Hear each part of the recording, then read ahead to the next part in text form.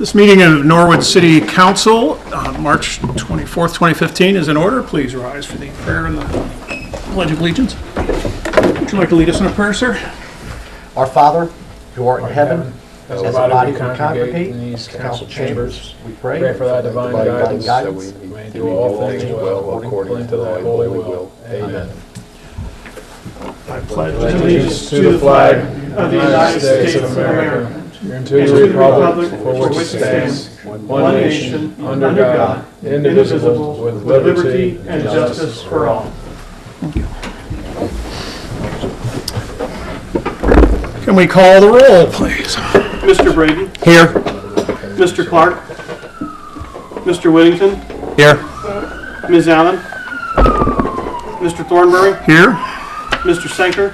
Here. Mr. Mumper? Here. We have 5 council members, enough to have a meeting, quorum for a meeting, so we will have a meeting. The agenda is being amended. We have the ordinance, the introductory reading of ordinances had an ordinance to change appropriations for the year 2015 and declare an emergency. That has been pulled before the meeting, so that will not be discussed in this meeting. And we have 3 requests to address council, which will happen at the other request to address council because, well, seeing as there's nothing on our agenda except the minutes, it'd be tough to actually speak to something on the agenda. So do I have a motion to amend the agenda as stated? Mr. Bumpers, in a second. Mr. Braden. Call the roll. Mr. Brady? Yes. Mr. Whittington? Yes. Mr. Thornberry? Yes. Mr. Senker? Yes. Mr. Mumper? Yes. All voting, we have amended the agenda. We have the minutes of the previous meeting from March 10th, 2015. What is your pleasure? I move we accept the meeting, accept the minutes As it read? as they're read, yes. Okay, do we have a second? Second by Mr. Whittington, Breeden and Whittington. Call the roll. Mr. Brady? Yes. Mr. Whittington? Yes. Mr. Thornberry? Yes. Mr. Senker? Yes, sir. Mr. Mumper? Yes. All members present voting yes, the minutes have been accepted. We have no request to address council on agenda items. We have no reports of standing committees of council. We have no third reading of ordinances. We have no second reading of ordinances. We have no introductory readings of ordinances or resolutions. So at this point, we'll move to, I'm sorry, I meant to put in the amendment that the agenda had a letter to the mayor indicated that the mayor is not present tonight, so we will not have a letter or report from the mayor. And the second item is the Norwood Fire Department annual report, and we received that report in the packet, but there is nobody present from the fire department or any request to address council regarding it. Did anyone have any comments? Mr. Sanker. Yes, I don't know if anybody really read through it or not, but one thing I did find interesting in reading through it was in their 2014 year in review, as far as what some of the trends they've seen within the fire department. And in the third paragraph on the one page, it states in 2014, we saw a 186% increase from 2013 in the use of Narcan for narcotic overdoses, with the vast majority being heroin overdoses. These numbers, this is truly an epidemic that touches many lives across all socioeconomic classes. I found it was somewhat interesting. I'm not a big Narcan fan, just because of the expense of it. I love what it does for you because it does kind of bring you back.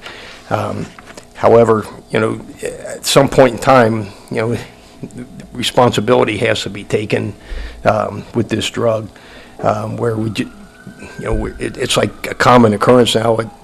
Some people brag how many times they've been brought back by the use of Narcan. It's almost like, well, if they get here in time, they'll save me and I'd live for another day.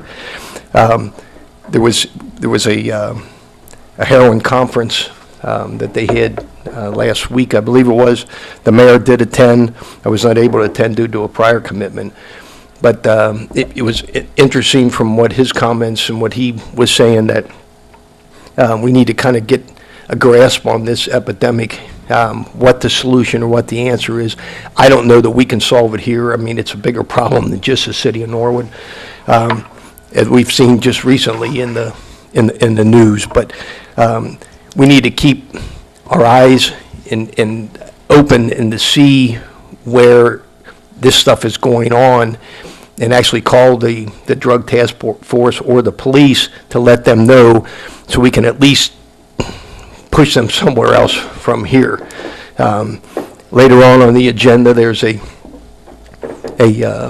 letter on here, and there was a fire in a garage, and the house had been vacant, and so forth, so on. But one of the things that was going on in this garage was that these people were doing heroin in the garage because they found drug paraphernalia in the garage after the fire. So, I mean, it's around everyone and everywhere, and I just find it, just in 1 year's time, 186% increase in the use of that, that's only the ones that they brought back. How many others around the city of Norwood are using this drug and not overdosing on it? So it's something we really need to put our arms around, take a look at, and really try to focus on some ways to curb the problem. I don't have the answer. I don't know that all of us here do, but I think we need to make the community aware, which I'm sure they probably are, that this is going on.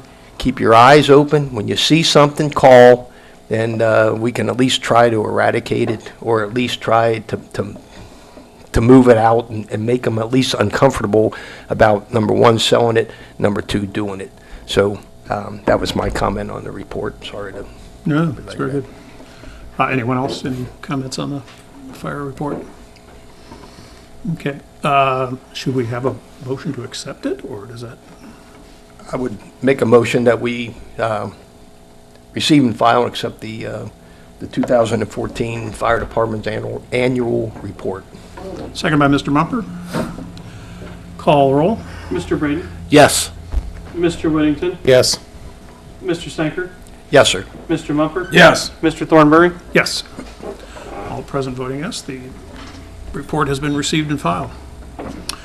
We have 3 requests to address council. The first will be Curtis Wells from Rockdale Avenue in Cincinnati to discuss intergovernmental, we even went over this, didn't we? Concerns and social interdependence, Norwood Community Forum commentary and response. Mr. Wells, you have 5 minutes. Thank you, Mr. What's your name, sir? Thornberry. Thank you, President Thornberry. My name is Curtis A. Wells. I'm a resident of the Avondale community. That part of Cincinnati buttresses Norwood, the west over here.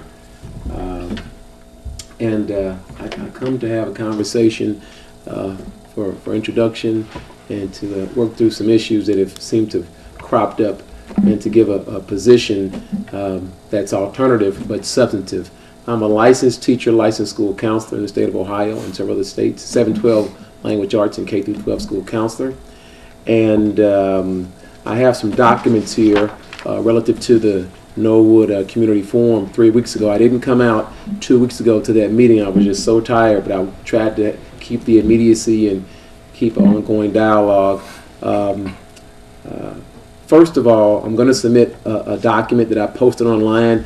The actual organization that I'm operating through now as we speak, and there are several groups I operate through, but the Avondale African American Stakeholders Group is what I have a web page for. I'm going to put this in the record. It's actually a commentary to the process that was in place in response to what I deem as political theater played out with the mayor relative to some things that happened in other parts of Ohio. And there was this, I call it political theater for a number of reasons.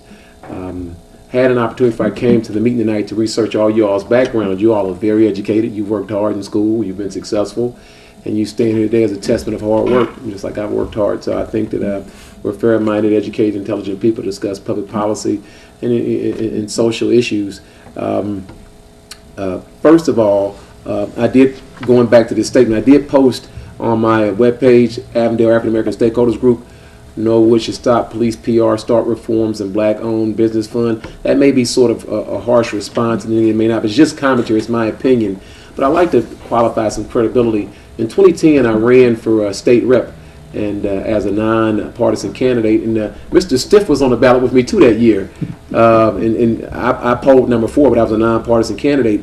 And of my 818 votes, I received 124 votes out of Norwood. So there is some substance to me being here that maybe some of you may have voted for me in 2010, didn't know Curtis, then maybe not. But I did poll 124 votes out of my 818 from Norwood, so it does show some resonance, even though it's 2.6% in that contest. But it does show some sort of resonance, and I think it appropriate to step up, having done some activist things in prior years in Cincinnati with the Cincinnati Black United Front, when the issue about a Norwood collaborative agreement came up that caught my attention.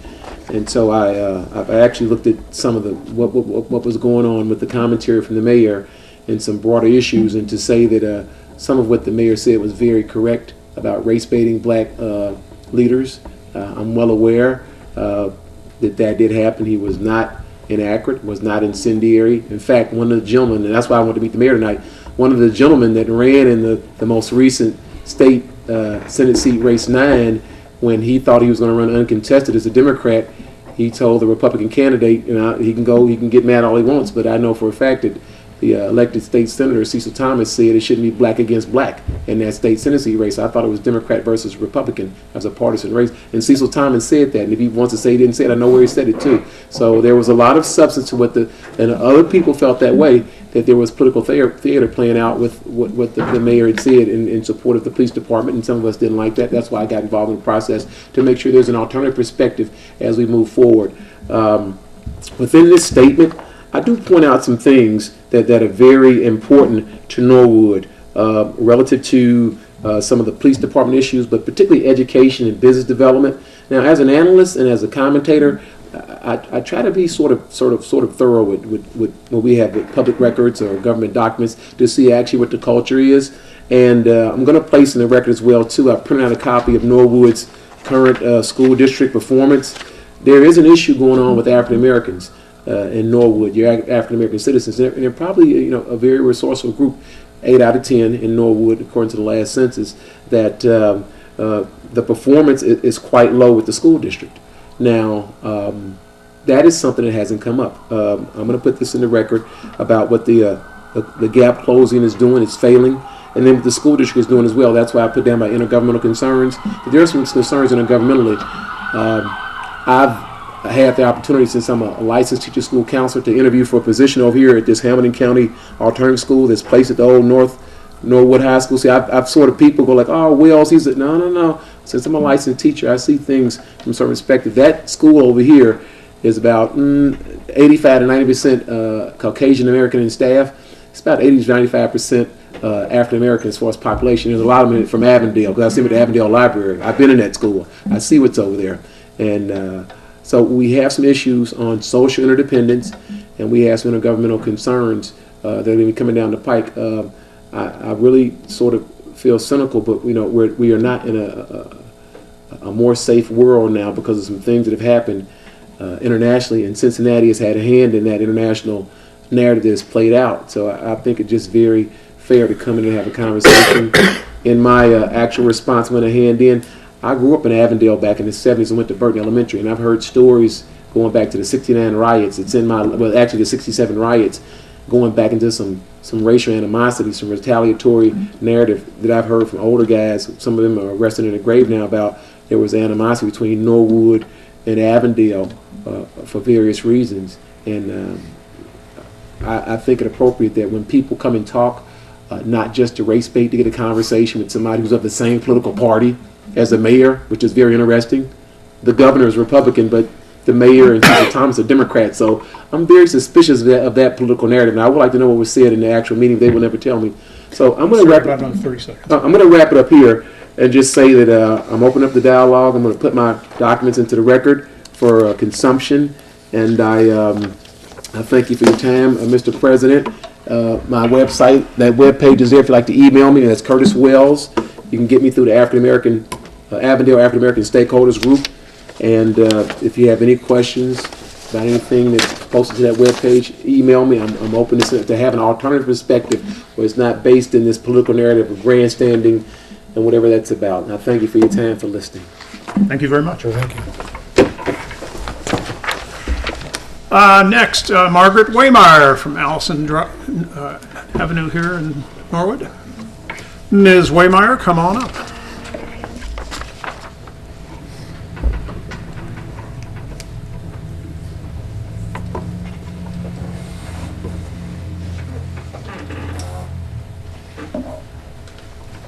Thank you.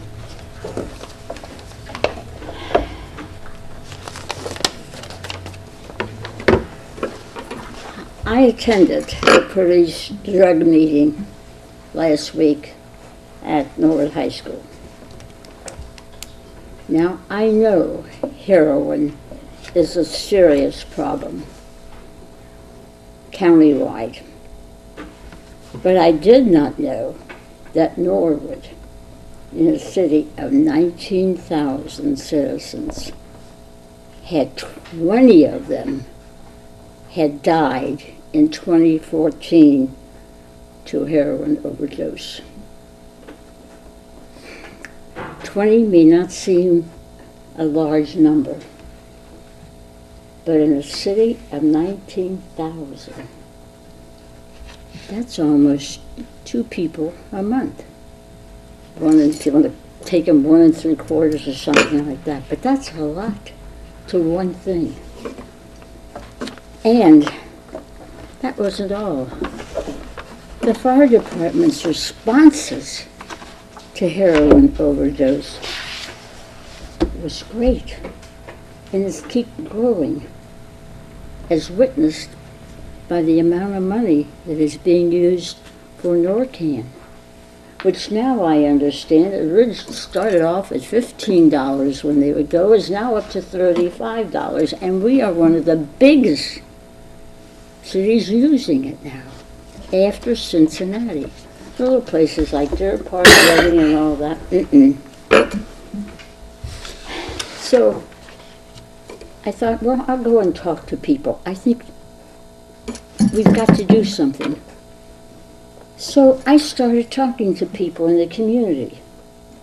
And I was surprised when I talked to them that, well, first off, they weren't aware of the drug program that we were having at the school. Secondly, I got this response from almost everyone. Oh, what are you so worried about? It's like that everywhere. I said, but you and I don't live everywhere. We live in Norwood. That's what I'm concerned about. And we're second in the statistics to Cincinnati. I mean, this is ridiculous. In order to remedy this, it's like that everywhere.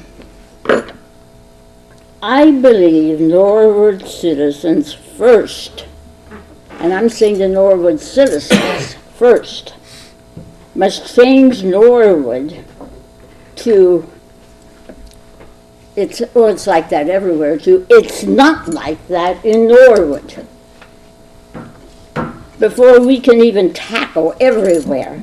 If we started here, maybe we can succeed in getting everybody else to follow what we do if we get to Norwood to be, it's not like that in Norwood, to follow our example. And maybe the county that we're in will then respond to that.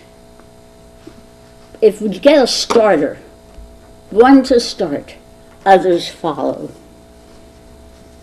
In any event, This is very important for our residents.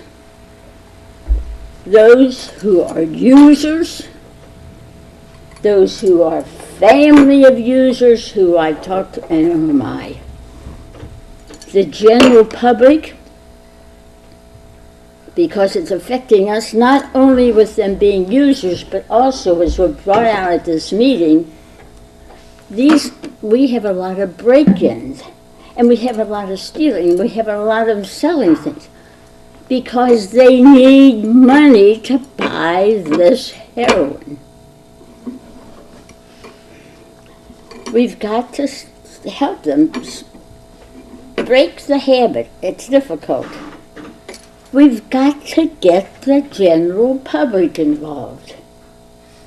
I don't like when I go and people say they don't know about it. It's no excuse. We're only 19,000 people when we have all these wards that we have representatives in. Our people have got to know.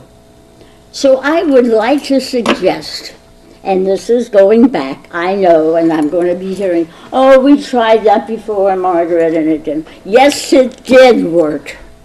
Because I'm here to know, because I was instrumental, and we did it.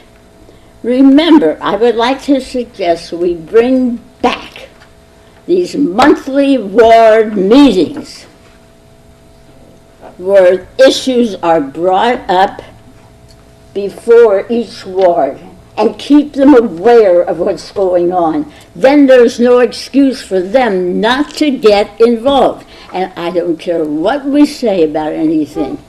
It comes back to us, the residents of Norwood, who are responsible for this. We vote for everybody. We vote for things. We're responsible. And we've got to take our responsibility. I would like these ward meetings to come on a monthly basis where we would have somebody come in who was having problems, a policeman, a fireman, because they're the ones that I feel sorry for those. I mean, I know how it is when our firemen have to go out and take care of people with heart things, and I understand that. But now, with this heroin and having to use that no, we can't expect them to be doing that without our help. Another 30 seconds, ma'am. So I would like to suggest that Norwood have these meetings. It helped before.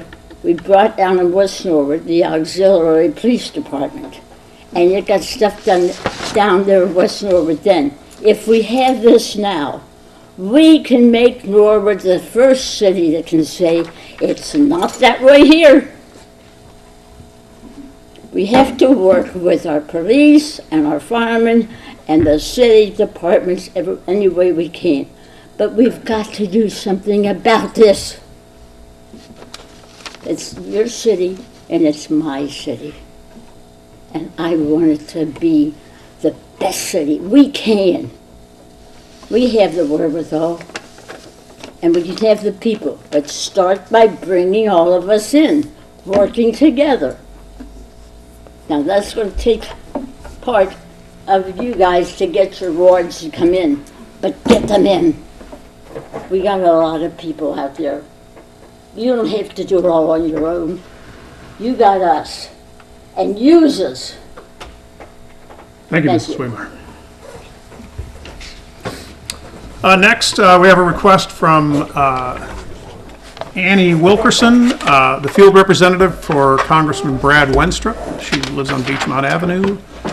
And Ms. Wilkerson, I'd say you have 5 minutes, but I've given everybody else 6.5. So. Well, that's okay. I won't take more than a couple. Pretty easy. I just basically, my name's Annie Wilkerson. I'm Congressman Wenstrup's field rep for Hamilton County. I basically just wanted to come in and introduce myself so you guys have a point of contact in our office, a face to contact if you have any issues or any of your residents have issues. The services that we offer, and I'll leave some of this information with you guys. If you know of any residents who have issues with veterans, VA claims, disability, Medicare, passports, visas, those sorts of things, any federal agency, we can basically be a liaison to those federal agencies and help if needed. Another thing that we do in the office is we do nominations for the military service academies. So West Point, the Naval Academy, Air Force Academy, Merchant Marines. And each year we have an Academy Day. It's coming up April 25th. And we encourage students as young as junior high, if they're interested, to come by. So if you know of any bright young people who are interested, or maybe send them my way and I can talk them through the process. It's a great opportunity for an amazing education after high school. But basically, yeah, that's all that I really wanted to say, just to give you guys my contact information and so you know where to go if you need anything on a federal level. You open to a question? Yeah, sure. I might not know the answer, but I will. Yeah, Amy, I didn't know, is there a number that people could call for the office to get in touch with the office? The phone number, I'll give you my card too, but it's 474-7777. So pretty easy. My question was, we've just heard two people get up and speak rather eloquently on what is apparently turning into a major heroin issue. I'm not asking if your office or if the congressman has had any position on that or is involved in any kind of action on that, but merely to request that you go back after tonight and mention this to him. I absolutely will. This really is it's we've had some discussion in previous meetings, but this was pretty compelling information tonight from both Ms. Waymeyer and Mr. Sanker. So, well, I know one of the first meetings that I had just in my field work was with the police and fire here, and they told me then, which was last year, about the concerns then. And we've talked to Drug Task Force out in Adams County. We go all the way out to Portsmouth. Right. So, yeah, you got a big like area. she said, it is everywhere. Yeah. So we've been coordinating with them. Unfortunately, from a federal level, it's a little bit difficult. I know there's some legislation regarding the cost of drugs and how things are escalating and increasing. But I'm not sure where that is, but I will definitely take back the concerns. Just the cost of that antidote thing that they were talking about. Yeah, the Narcan is pretty striking. Yeah, it's over doubled, I think, in price in the last year. Yeah. So it makes a big difference on budgets in the communities and things like that as well. So. Anyone else? Yeah. All right. Thank you very much. Appreciate it. I'll give this stuff to set them down there and we'll pass them around. All right. Thank you so much for having me. Thank you. All right. Where are we here? We've no other request to address council. Do we have any unfinished business that needs to be brought up? The question of the what we were just talking about before the meeting, the liquor licenses that we were talking about. Trex. The two Trex issues. Now those, I guess we've referred those to community development, but we haven't officially set the community development date. Well, actually, I take it back. I go back to looking at the minutes. We did set it for the 6th. And I assume there's not going to be amongst the members of that committee, there's no problem with that being the night of the finals of the NCAA. I mean, we do it at 5:30, so we'll be done by 6:37, so you can get to any events. I know it's becoming up there with the Super Bowl in terms of public. So that would, just as a reminder, we will be having a community development meeting on the 6th of April, where we will discuss the liquor license Trex transfers. Mr. Mumper. Can I make a comment on that? The gentleman from Cancun, they're moving from the hotel to next to Chipotle, I think. Mm-hmm. That's what I've heard. And the license isn't in their name at the hotel. It's in the hotel's name. Right. So that's the reason they have to get a license in order to move. And they're trying to get into their new place by June the 2nd. Seems like a lot of time. But there's a lot of things need to be done, and he didn't realize this was going to be, because he'll really have to wait till the next Tuesday after the 6th if you're going to bring it out of the committee and make a decision so that all of council can vote on whether that can be done or not. So he's concerned about timing, and they've been a good neighbor in their restaurant. I've been there many times. That's how I know him. I didn't know he was the one in charge of the liquor license or anything like that. I just see him at the restaurant. Okay.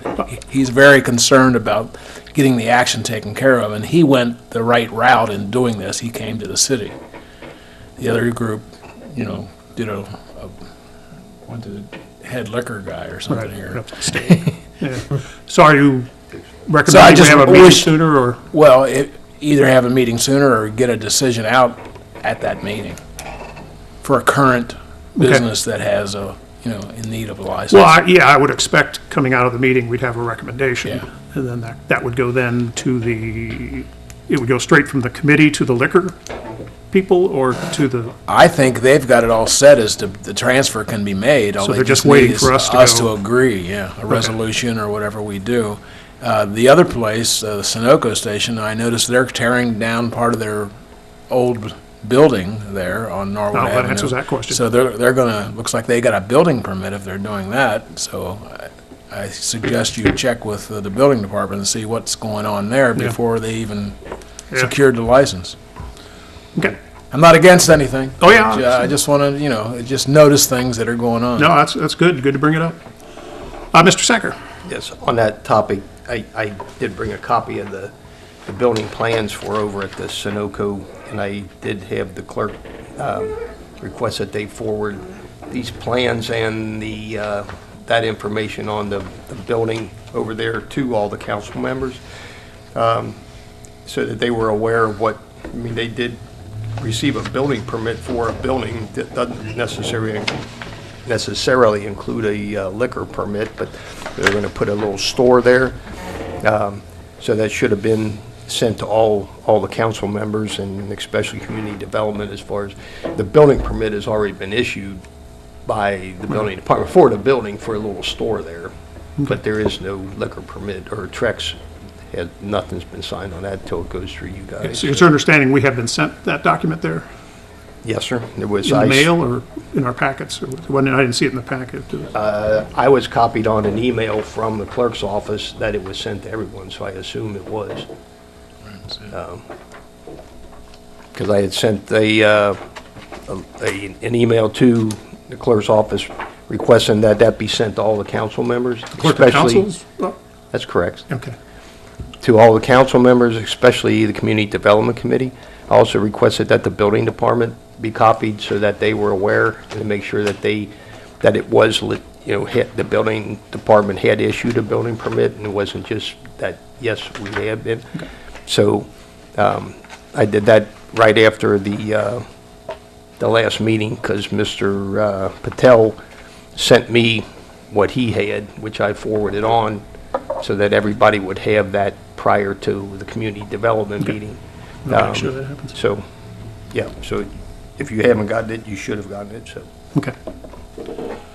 Anyone else under unfinished business? Also, I forgot to officially note that Ms. Allen has joined us, so we now have 6 members present.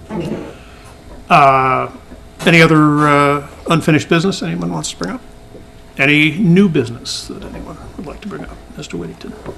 Yes, let's just take a minute to remember Belton Jerry Flick. He passed away this week. He was police chief in Norwood in 1975. 30 years of service with the city of Norwood. His funeral is set for Thursday, March 26th at Holy Trinity Church with a visitation and the Mass of Christian burial.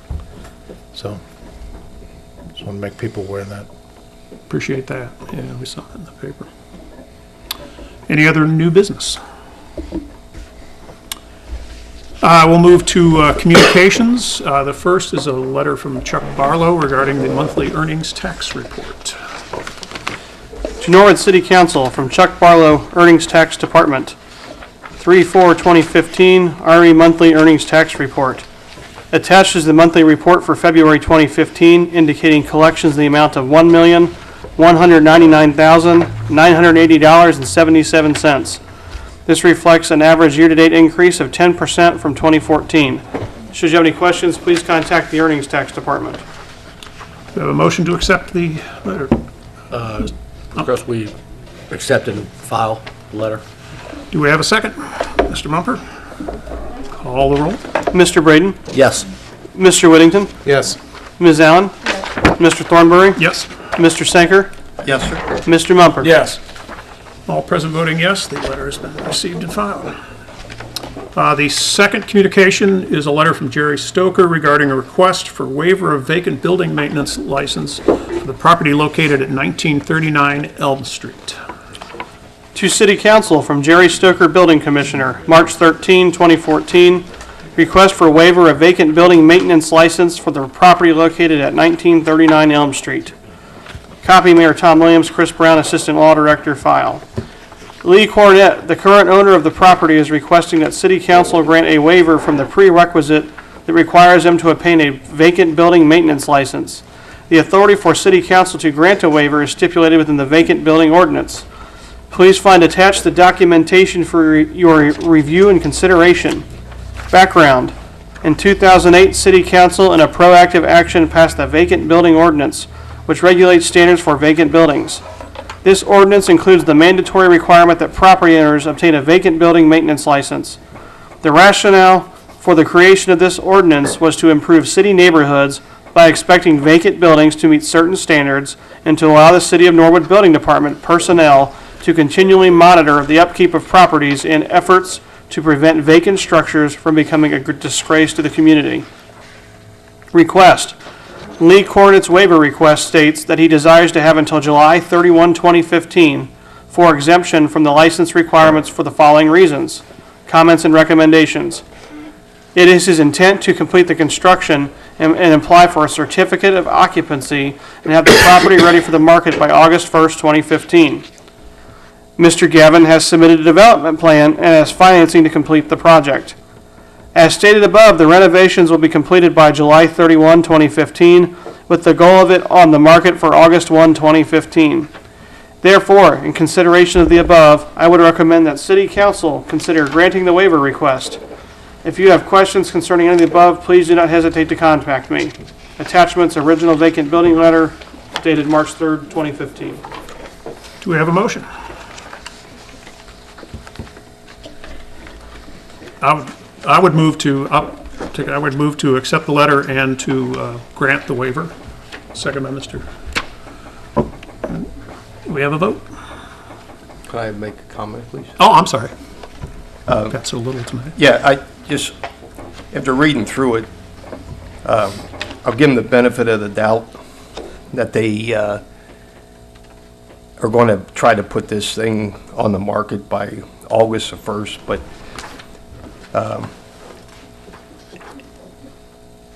I don't know whether they're going to try to sell it then or not. I don't know if anybody's been by there or if anybody even read the whole report. But what disturbs me a tad is you know, the fire happened in this garage in 2013. The garage is still standing, it's still burnt out. You know, nothing's been done to that. The house has been vacant all this time.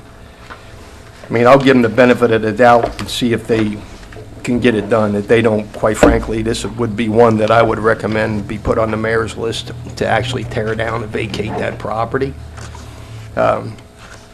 When you read through all the documentation, homeless people living in the garage, sneaking in, doing drugs, that's what caused the fire.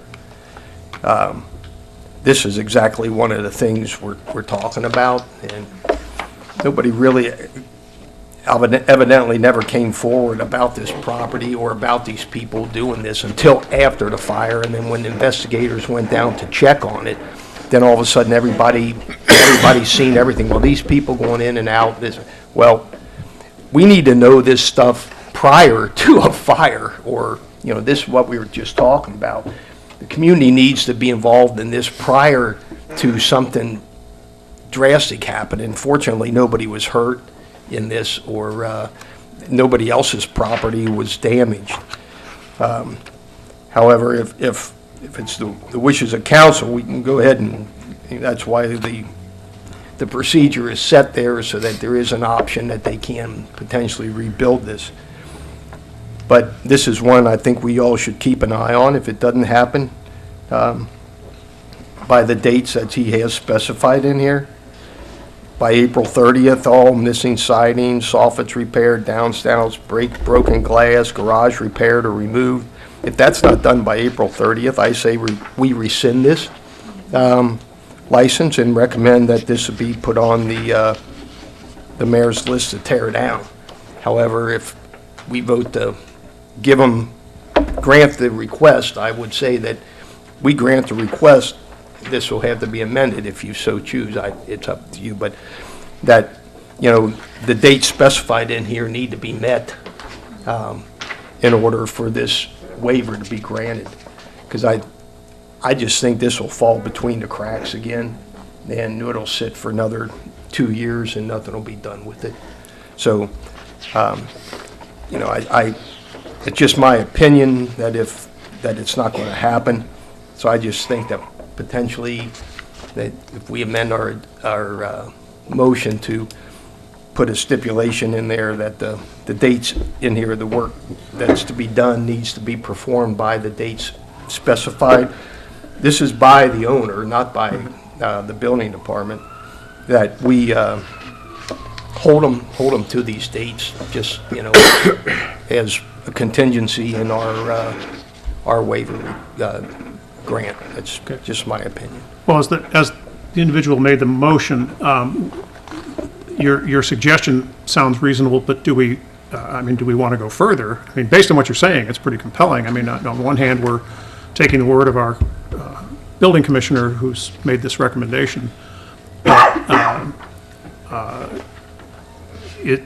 I'd even consider, if we wanted to table this until we got more input, I would be willing to amend my motion for that, or if you're, the idea of this April 30th landmark seems pretty a good one to test whether the gentleman is serious about what he's going to be doing. I'm sorry, did you have your hand up? I just would agree. I don't feel comfortable requesting the waiver because I think if this is a specific example of a property that is one of the reasons why we have this, and so for a myriad of reasons, I guess it wasn't dealt with, but I feel like I'm okay with having this set date, but I think we have to, I would want to rescind it. At that time. At that time. Right. I mean, I'm even hesitant to do that, but if everyone is okay with that, I can go along with that, but I definitely don't want to just accept it. Okay. Mr. Sacker. Yes, sir. It's kind of a double-edged sword in a way. We have an offer that says they're going to do it. Nothing's been done in 2 years, but if we don't kind of go along with them in a way, then maybe it sits for like forever. But so you're kind of damned if you do, damned if you don't on this one. But I think, like Sarah said, if we hold their feet to the fire and if the date has to be met or the occupancy waiver is rescinded. So. Okay. Any other comments? Mr. Mupper. I think we should change the motion to, if the deadline for April 30th, the changes aren't made, it should be rescinded.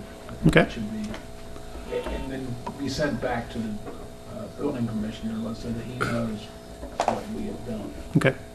I'm willing to, I'm sorry. So would you like me to draft a letter to the building commissioner informing him of that? Yeah, he should know. Okay, I will do that. Okay. All right, I would be willing to amend it. Would you be?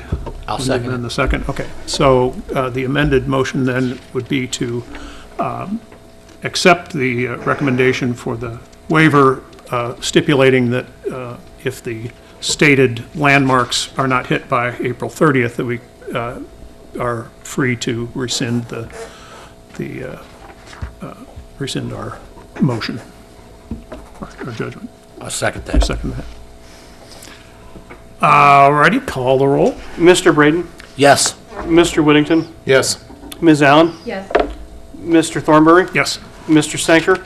Yes. Mr. Mumper? Yes. All members present voting yes, the motion has carried. We have no, oh yes, we do have one absent member to excuse. Do we have a motion to excuse the member? John? Motion we excuse the absent member? A second by Mr. Mumper. Call the roll. Mr. Braden? Yes. Mr. Whittington? Yes. Ms. Allen? Yes. Mr. Thornberry, Yes. Mr. Sanker, Yes, sir. Mr. Mumper. Yes. All members present, the absent member is excused. Do we have a motion to adjourn? Motion to adjourn. Motion to adjourn. A second? Second by Mr. Whittington. Mr. Call the roll. I'm sorry. Mr. Braden, Yes. Mr. Whittington, Yes. Ms. Allen, Yes. Mr. Thornberry, Yes. Mr. Sanker, Yes, sir. Mr. Mumper. Yes. All present voting yes. This meeting is adjourned.